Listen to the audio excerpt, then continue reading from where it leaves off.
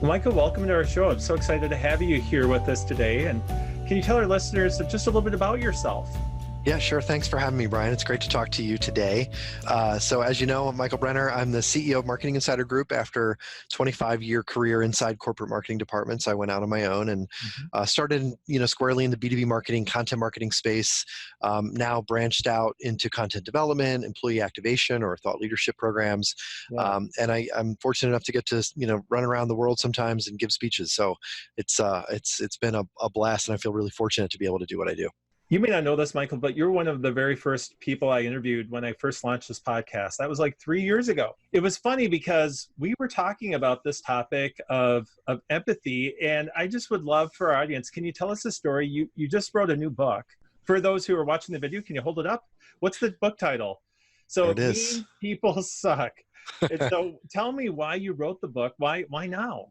Yeah, well, and again, you were, I have to give you credit. You were out on front of this empathy topic in marketing, I think, long before me. So, kudos to you. And, it just took me a little bit longer, but essentially, as a content marketer and as a former internal corporate marketer, Yeah. I, reached out to folks that I know that are still, living and breathing corporate marketing struggles every day. Yeah. And one of the things I found, a couple of things. Number one was that they are miserable. Like it's almost like that scene from I think it's Poltergeist, where the obsessed woman has help written on her. Was it Poltergeist? No. I forget which horror movie it was. Maybe it was The Shining. I can't remember. Anyway, so there was a woman possessed and the words help showed up on her stomach because, I feel like a lot of internal corporate marketers feel that way. They're miserable. Yeah. And, when you get down to it, what I found is that it's largely because they hate their boss. They don't love the corporate culture. They're not happy with what they're being asked to do. They feel they don't have an impact. When I looked at why content marketing programs aren't successful, the answer superficially was content ROI. What's the ROI of content? And if you don't mind me, I'm not being promotional, but I actually wrote a book called The Content Formula, all about content marketing ROI. Yeah. And when I went back to folks I sent the book to, what I found was it wasn't enough. The math isn't enough to get people over the challenges that we're facing and how to do marketing that doesn't suck. And the answer is the reason I wrote the book is that most of the marketing that we do that stinks, that doesn't work, is because some executive with a big ego asked us to do it. Right. Executives love seeing logos on stadiums, and they love seeing, Super Bowl ads, and all the things that we make fun of marketing about largely come from a request from sales or marketing or product people. And the companies where content marketing is successful or marketers are happy, they're making an impact because there's a culture of empathy. Their cultures don't suck, the companies don't suck, the leaders don't suck, and so that's why I wrote the book. Maybe a long-winded explanation, but that's why. Well, and I think you're also just talking about the state of affairs for marketers. It's hard. It's hard for marketers to actually care about the customer when they themselves aren't necessarily cared for. They don't feel safe. They're anxious, or they're frustrated, or they're challenged. And, and you also talked about empathy. And so it seemed like this book was written for two people, for those who are experiencing this, but also how to empathize, but also for leaders. So why does empathy matter, especially to marketers, and does it lead to better results? Yeah, I mean, one of the stories that I tell in the book, the very first corporate book that I read, and I have to give credit to the former CEO at Nielsen, my first company, who made most of us in the company read the book.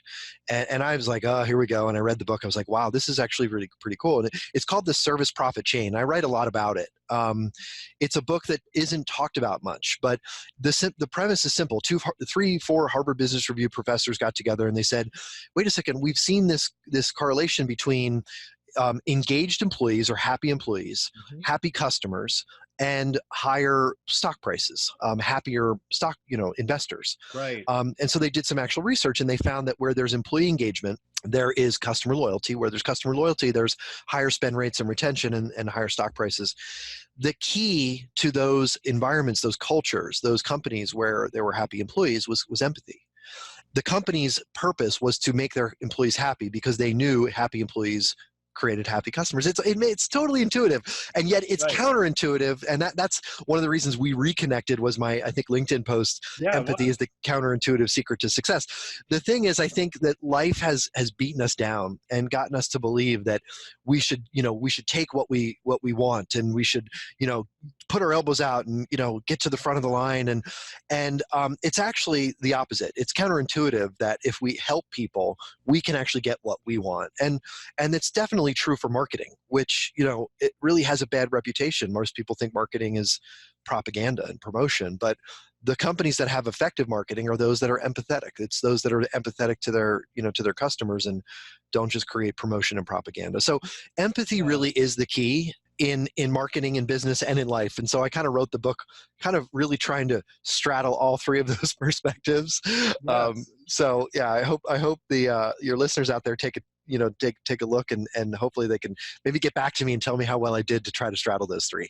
I just want to say I'm excited for you. I'm excited for this book because, big picture, empathy or caring for customers, or wanting to help people, it's pretty easy to talk about, right? I mean, and I think if you were asking a room of executives, do you care about your customers? Do you have empathy for your employees? I don't think anyone would argue with that, but it's easier to talk about than it is to do. So, you one of the things you talked about was just the customer journey and what the experience is for customers, why they don't care about brands anymore, and how brand doesn't matter. So why is that? The first thing is, I think it's important for marketers, and especially brand marketers, corporate marketers, but also I think those who are in the trenches there need to understand how to explain this to executives. Yeah. And that is that we just aren't that important. We're not as interesting or important as we think we are. And my former company Nielsen did a survey of brands and found that consumers wouldn't care. 77% said they wouldn't care if the brands they use disappeared completely. And we're seen as replaceable in many aspects. And so while we think we're super important and we think we're super interesting in the companies we work in, our customers are just, they're just trying to, get through every day and meet the challenges they face. And, they're trying to, stay awake, the bar is low. Right. And yet so many brands don't create any kind of messaging or sort of stories that resonate. And so that's really the trick is if you truly care about your customers, you don't talk about yourself as much. When I meet somebody new, I don't say, "Hi, my name is Michael Brenner and I'm awesome." That's the last thing I would ever say if I want somebody to actually listen to me. I say, "Hi, how are you?" My first thing is outreach. It's empathy. It's not promotion and propaganda and and ego. So I think we just forget that sometimes when we're sitting inside the corporate marketing department. Part of what I'm hearing you say is we got to overcome our own bias, thinking that we have the answer, and really often I think marketers come from the perspective, if I were the customer, how would this appeal to me? Or as you talked about the leader who wants to see their logo, well, that's not a customer focused decision in their calculus. So how might marketers use empathy in their approach to customers?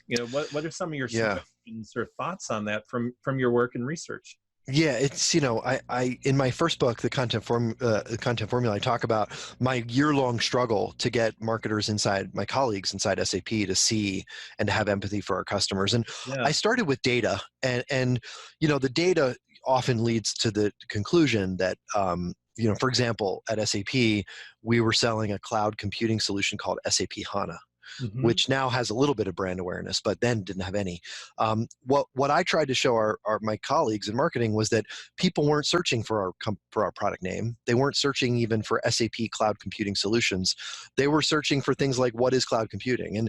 And in every industry, no matter what thing you sell, if you sell cybersecurity solutions, and you sell the world's greatest cybersecurity solution named Alpha, I'm just making this up. People aren't searching for Alpha as much as they're searching for cybersecurity solutions. And so So when I found that data didn't work, I moved to fear and FOMO in a way, but really fear. And I went to the sales team and actually showed them that I use this term, the buying journey doesn't start with a search for our product. Yeah. And the sales team understood that actually better than my peers in marketing. And I use search. I said, hey, look, when I type cloud computing into Google, IBM and Oracle and Salesforce show up, but SAP didn't show up at all. And they got angry. And that anger then translated to direct mandates over to my peers in marketing, who finally created the atmosphere and environment for me to, create customer focused content. But, I kind of, it was kind of like a mafia move, if you will. I had to strong arm them to see that it was the right thing to do. When we're in our buildings and that, I mean, who's talking to customers more, marketers or salespeople? Yeah. Right. And I think that the point you made is you went to the people who are talking to the customer. Yeah, And exactly. so they have that insight. And ironically, we're in marketing. We're supposed to influence messages to customers, but we actually aren't out of the building. And so I want to ask you a question. You have a lot of great stories in your book. I love reading them. Do you have a favorite story? And if so, which one? Yeah. There's one of the things I talk about in how to create empathy inside the organization is to rethink the org chart. And I talk about how org charts are boxes and lines, and they show who's above and below us. And, basically they highlight who directs orders down to the minions who do the stuff, do the work, and I talk about, but org charts miss the most important person, and that's the customer. And if I'm not suggesting every company should recreate the org chart, but if we rethink the org chart, it would look more like a bullseye, right? You have the customer at the center, and all the departments branching out from there would be thinking, how should I best serve this customer? There's a couple of stories in the book of people, and they're not all necessarily marketers, but certainly a few who have done that. One is Amanda Todorovich from Cleveland Clinic. She has a very famous empathy video. If you Google Cleveland Clinic empathy video, you'll see it was originally an internally created video to try to get the executives inside Cleveland Clinic to see that Cleveland Clinic is more than just a business. It's more than a hospital operation. It's an organization that serves patients. And the concerns that patients have are matters of life and death, giving birth and dying. And Amanda's team's video was extremely impactful. I get chills just talking about it. I use it in every presentation. And it has 4 million views online. They released it publicly at the behest of their executive team, because they really understood the impact of, hey, what makes us different isn't because we have great surgeons and we have utilized some certain technique or equipment. What makes us unique is that we really care for our patients, and it's kind of empathy writ large in a way, from to a corporate mission in many cases, all the way down to the content that Amanda and her team create every day, which serves patient needs. And so that's one of my favorite stories from an empathy perspective. And, there's probably 15 stories I could keep going. I'll stop myself because I love talking about the people I call champions, the champion leaders, the people that celebrated others and achieved success because of that. That's the counterintuitive nature of empathy. It's help others, live your life in service of others, and you actually get what you want. And that's why, that's really at the heart of the book. Well, in my experience with that, I 100% agree. And personally, for our listeners, at some point in time, my Jerry Maguire moment was by actually not focusing on convincing people, and actually, I've always said the best marketing selling feels like helping because it is. And the reality is I realized my Jerry Maguire moment is I wasn't living that. I was trying to convert people instead of connect and help. Yeah. And so the irony is when you actually focus on, hey, what do they care about? How can I help them? And what I love with Cleveland Clinic is it's not just a marketing thing, it's what they do. And in my own experience, by not trying to get leads, I got 303% more just by helping people. It's crazy. So do you have tips for developing deeper empathy that you could share with our listeners? And I know you wrote a book that has exercises to go deeper, but anything someone listening could come away with to begin saying, okay, I don't disagree, but how? Yeah. There's a couple of I guess tools that I actually wanted to develop for your listeners. For the people who were like me, who were sitting, getting asked to do stuff that we know won't work. And the highest level insight is ask what's in it for the customer. And so, for example, your sales leader comes over and says, I'd like a brochure for, this niche industry event we're going to, and it's going to cost you $4,000 and it's a couple designers and a printer to get created. Is just ask what's in it for the customer. Like, do people really read our brochures? Are they going to throw it right in the trash? You might think it's important to stuff that inside the conference bag, but I've never read a brochure myself from a conference. And so if we ask what's in it for the customer, as opposed to, thinking of our jobs as just doing what the sales team or the product team or our boss tells us to do, the answer, I think, is sometimes surprising, right? We wouldn't do half of what we do if we asked what's in it for the customer. And so that's the highest level tip. And, I offer 3 deeper level questions that, there's a couple of examples of people who have done this. I call it the pushback. And it just goes a little bit deeper, like, who is this for? Why is it important? And how are we going to measure the impact? And if you ask those are 3 deeper level questions from the what's in it for the customer sort of overview. Again, you wouldn't put your logo on a stadium. You wouldn't create a brochure, that costs a lot of money to print and kills trees. You wouldn't do a lot of the things that we do, that we roll our eyes about when we think about marketing and when we think about, really all of the propaganda that comes outside of companies. It's so funny as I listen to you. And so as I talk with marketers, often VPs will lament, and it's we forget what it's like to be a customer, even though we're all customers ourselves. Mm-hmm. And that's kind of the crazy thing. And so some of the things that we think suck, are we doing those same things when we reach out to our customers? Yeah. We're the recipients of marketing as we propagate. We're the recipients of sales messages. And so any other thoughts? Because I think, one, I wanted to highlight you just because your message is so important. It's so timely.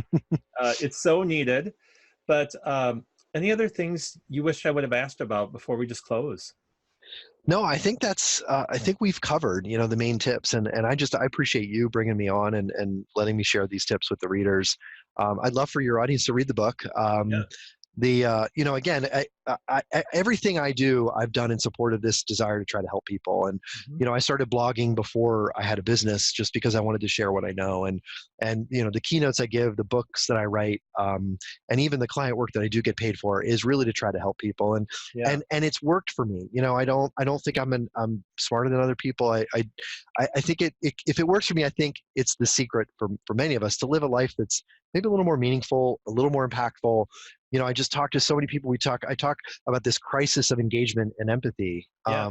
The world feels like a meaner place these days. And, so the three sort of takeaways from the book is be kind, be cool, be you. Be kind is just, because it's the right thing to do. Be cool is don't take things personally. A lot of the mean people we meet aren't psychopaths and narcissists. They're just having a bad day. And be you is, the people that are, I think, living their fullest life, but they know what their purpose is and they're working in support of that. And it's often in service of others. So that's, I guess, how I'll leave it. And as I listen to you, I've always felt and believed marketing can and should be a force for good. And often people view it as it's about manipulating and coercing. And it's like, no, it's actually about making a difference and impact and helping people achieve results and transform and positive things. So what's the best way to connect with you and find out more about your book? Well, you can check it out, meanpeoplesuck.com. You can Google it, and hopefully the book will show up at some point here as we get towards the launch. I think we're number 11, so we're just on page 2, but we're moving up since we went on pre-sale just 2 weeks ago. But yeah, check out meanpeoplesuck.com. You can find more about me on marketinginsidergroup.com. Would love to connect with your folks, personally on LinkedIn or Facebook or Twitter at Brenner Michael. And for our listeners, Michael has actually offered to share some resources. You'll find them on the B2B Lead blog in the show notes. And so I'll provide those links along with the story. I've made some notes of things that we'll share as well. And so really excited for you. Thank you again for being with us today, Michael. Yeah, thanks again, Brian.